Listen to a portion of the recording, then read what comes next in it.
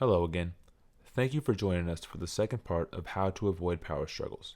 Today we are going to talk about what to do if you have engaged in a power struggle with your child.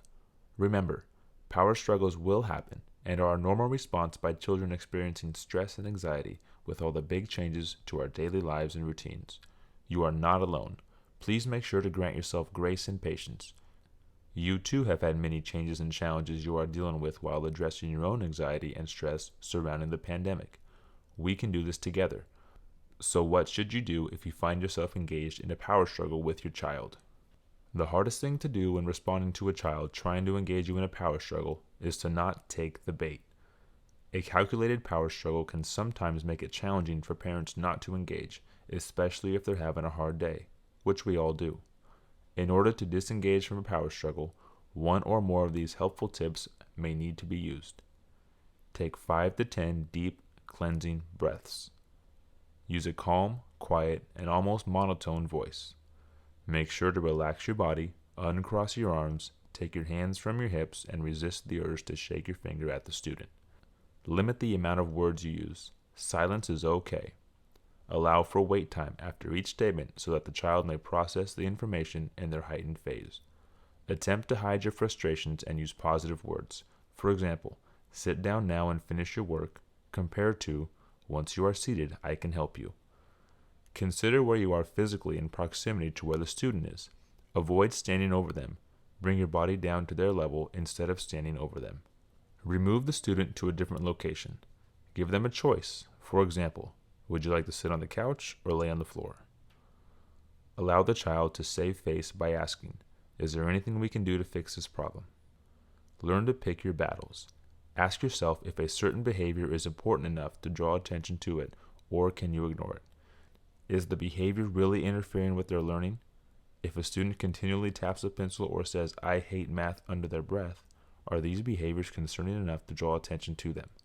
Once you have given your attention to that behavior, the student now knows how to get you to react.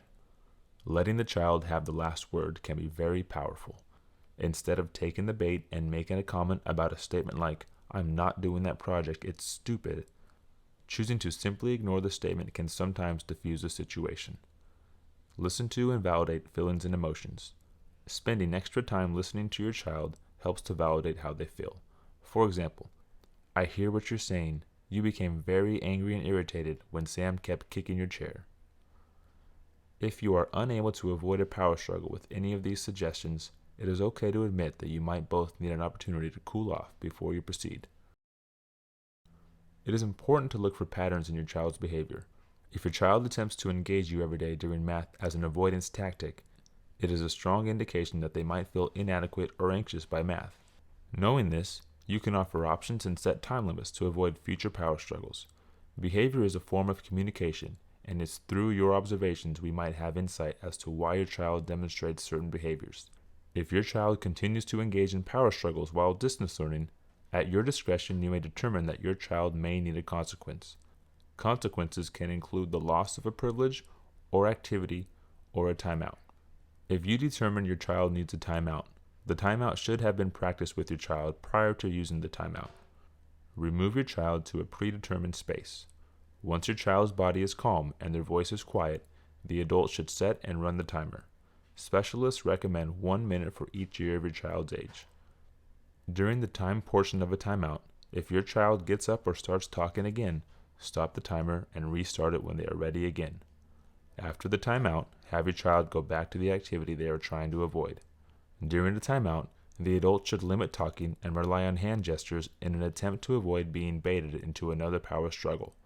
A timeout may be just what your child needs to de-escalate, reset their brain and emotions, and go about their day. Hopefully, this video series had a few helpful hints you might try to avoid a power struggle with your child. Remember, we are all learning together through this process, and we appreciate all that you are doing to support your child's education. Some parents have found it useful to review a video like this a few times each week for reminders and opportunities to celebrate progress and small victories. Together, we are moving forward as partners to help your child both maintain their existing skills and make meaningful progress academically, socially, emotionally, and behaviorally. Reach out to your child's school or teacher for questions, concerns, or additional information. We are here to assist you. Please stay home and stay safe to the extent that you can. We're in this together.